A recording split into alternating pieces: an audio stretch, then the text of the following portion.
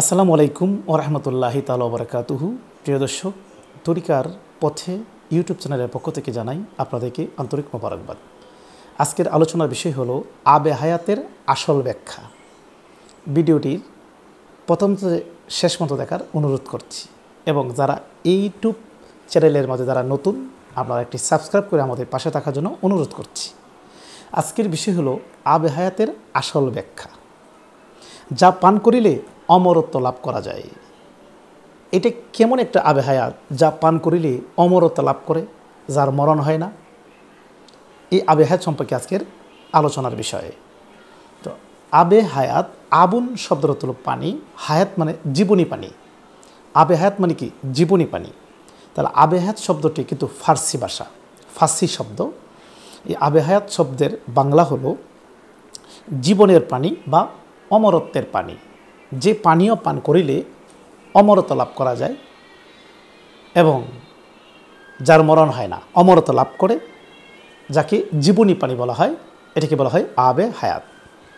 আবে হায়াত সম্পর্কে পবিত্র কোরআনে হজরত মুসা আলাইহিস সালামের সফর সঙ্গী হজরত খিজির আলাইহিস সালাম যখন মুসা নবীর সঙ্গে সফর সঙ্গী হিসাবে ছিলেন, তখন হজরত খিজির আলাইহিস সালামকে একটি লুকানো ঝর্ণা থেকে আবে হায়াত পান করেছিলেন, যার কারণে খিজির আলাইহিস সালামের মরণ নাই। খিজির আলাইহিস সালাম এখনও জিন্দা।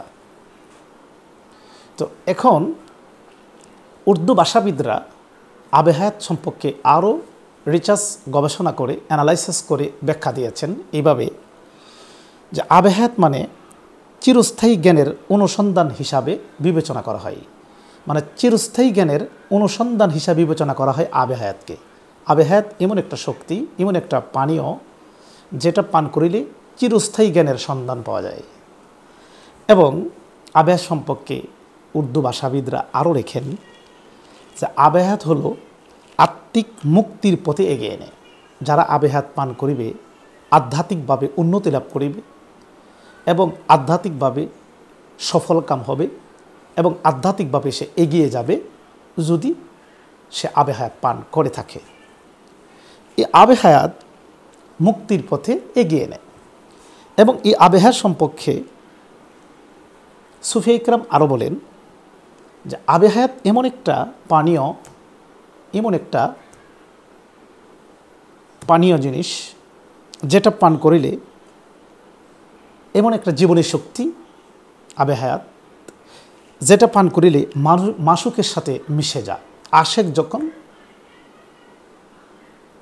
যখন আবে হায়াত পান করে থাকে তখন মাসুকের সাথে মিশে যায়।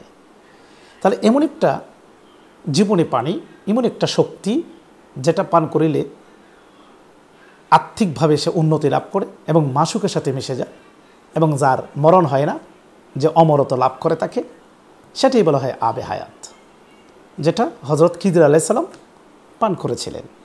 প্রিয় দর্শক, আমি যে বিষয়গুলো আপনাদের সামনে তুলে ধরি, এটা কোরআন হাদিসের আলোকে আপনাদের সামনে সঠিক যে ব্যাখ্যাটা, এটাই তুলে ধরে থাকি। কিন্তু আবার এটাকে অনেক অপব্যাখ্যা দিয়ে নোংরামির দিকে মানুষ নিয়ে যাচ্ছে। সাবধান, এদের কাছ থেকে সাবধান। ওরা কোনো আলেম নয়, ওরা কোরআন হাদিসের ধার ধারে না, ওরা নাস্তিকতার দিকে, মানুষকে অন্ধকারের দিকে নিয়ে যাচ্ছে, মানুষকে পথভ্রষ্ট করছে। কাজেই তাদের ব্যাখ্যা থেকে দূরে থাকবেন। কোরআন হাদিসের আলোকে হক্কানি আলেম ওলামারা যে ব্যাখ্যা দিয়ে থাকেন, সেটাই নূর নবীজির ব্যাখ্যা, সেটাই আউলিয়াগণের ব্যাখ্যা, সেটাই হলো নূরের ব্যাখ্যা, সেটাই প্রকৃত ব্যাখ্যা। তো আজকে আমার আলোচনা আবে হায়াত মূলত কি, আবে হায়াতের আসল ব্যাখ্যাটা আমি আপনার সামনে তুলে ধরলাম। যে আবে হায়াত পান করিলে অমরত্ব লাভ হয়, যেটা ইতিপূর্বে আমি আলোচনা করেছি। আপনারা সবসময় আমার এই তরিকার পথে ইউটিউব চ্যানেলে চোখ রাখবেন। আমি নিত্য নতুন বিষয়গুলো নিয়ে আপনাদের সামনে উপস্থিত হব। আর যারা এই চ্যানেলের নতুন হয়ে থাকেন, একটি সাবস্ক্রাইব করে আমাদের পাশে থাকবেন, এই আশা রেখে আপনার কাছে বিদায় করছি। ওয়াকিরে দাওয়ানা আনিল আলহামদুলিল্লাহ রাব্বিল আলামিন। আসসালামু আলাইকুম।